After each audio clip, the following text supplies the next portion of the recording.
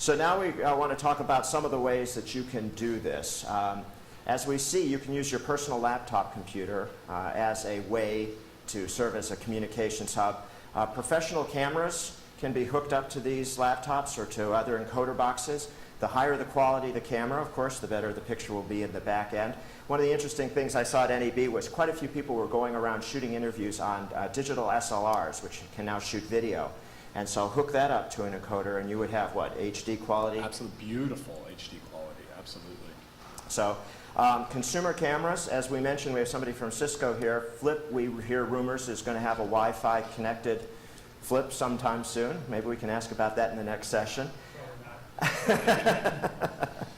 But most people, of course, we've talked about are using their mobile phones as a way for them to exchange this kind of video. And there are any number of phones that you can use. It's not just iPhones. We should say that Nexus One and Android and all these other phones out there. What other phones do you guys work with? We support, for live streaming, Nokia S60 devices, which have a tremendous capacity for streaming high-quality video content. So that's the primary device we focus on for live streaming. And then for record and upload, iPhone, Android, pretty much the full breadth of device platforms out there.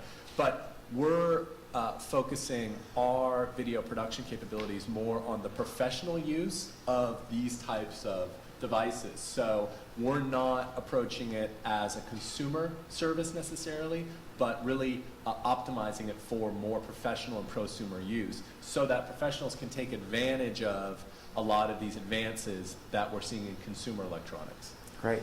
And you know, one of the things is that citizen journalists are going to start to use these tools. They're so inexpensive. You know, if you have an iPhone already for your personal use, many of these different applications that we've talked about are free that you can download. Then what you would do is start streaming, and then you would notify the newsroom that you were interested in working with, that you had that video available. In your case, it's a store and forward, right? Kyte doesn't have a live ability at this moment. To go to iPhone? Air, yeah. Well, we did, we actually enabled, we don't have a native support yet for live to mobile. We did enable it for the Hope for Haiti telethon, which was the MTV Networks thing with George Clooney, where they raised a lot of money for Haiti.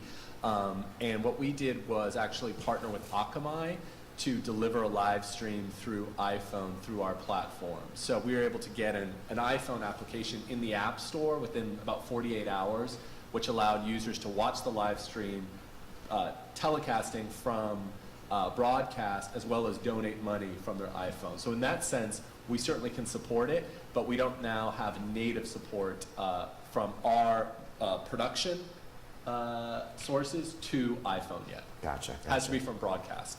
And you know, one of the things is that newsrooms, television newsrooms have invested millions of dollars in live trucks and microwave networks. Newspapers that have not spent that kind of money, of course, now don't need to. With any of the gear that we've already talked about, or with some of these mobile phones, they in effect can become broadcasters, and that's a whole new market. And then of course, all these other websites that are out there that want to compete with television newsrooms and newspapers, they can do the same thing. It's a fairly straightforward process to embed this in your website, correct? Absolutely. It can be, I mean, what we're seeing up here is a very simple embed of our player in a demo page, but can also be highly integrated using APIs and fully kind of integrated into the mechanisms of the owned and operated website. Gotcha.